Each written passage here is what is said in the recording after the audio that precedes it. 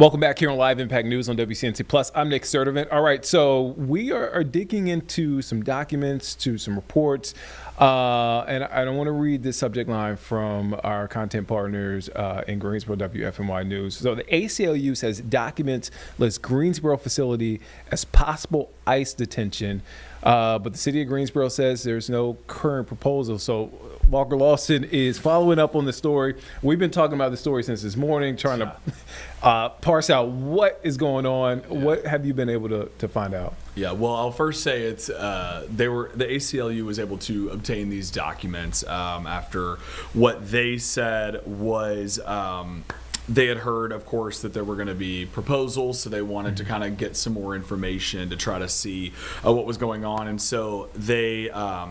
A lawsuit was filed by the ACLU and its affiliates in October after ICE failed to respond to a Freedom of Information Act request, which is what we as journalists all have the ability to do, is file these requests to get information from the government when it's not as easy to see.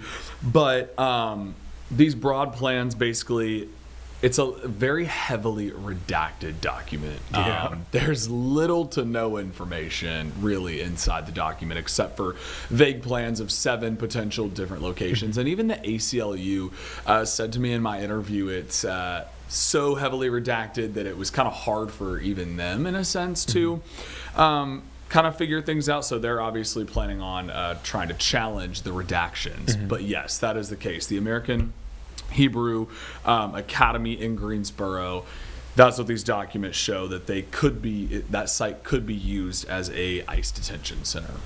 Were you able, I know you've been reaching out to almost everybody outside. Thanks to you, though. Yeah, we're working together. We're a team. Have you heard back from anybody else on this story? Yeah, I mean, we talked to the ACLU and we spoke with Camino and as well as Siembra, sorry, I'm blanking on the name. Siembra NC. Yeah. We've reached out to so many different agencies today.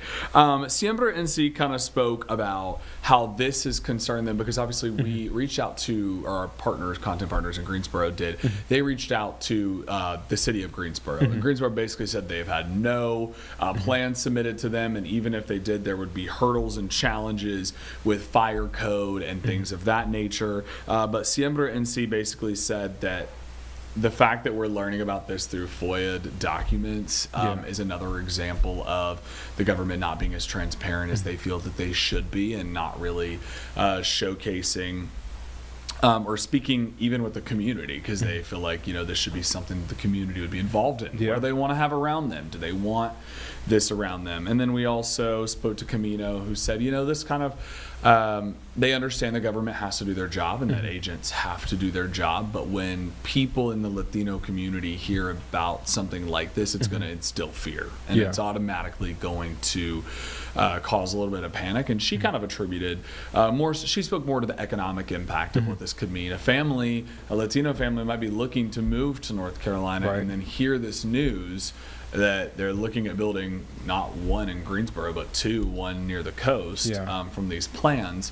And they might think, okay, I'm not going to move there because, you know, they don't trust the process, or they're a little hesitant maybe to move. And so that has economic impacts as well.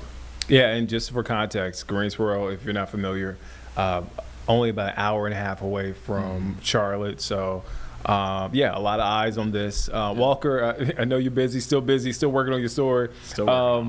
When can we catch your story tonight? 4 and 6. I'm making a video for you guys. Later at 5 also. So I know it's a big deal, and a lot of people want to know what this is, especially because it didn't come, you know, in front of Greensboro Council and get brought up as a vote. It just came in documents, and that's kind of the beauty, I guess, in reporting and being able to FOIA things. You're able to find out stuff like this. All right, Walker Lawson, busy man today with a big story there. All right, let's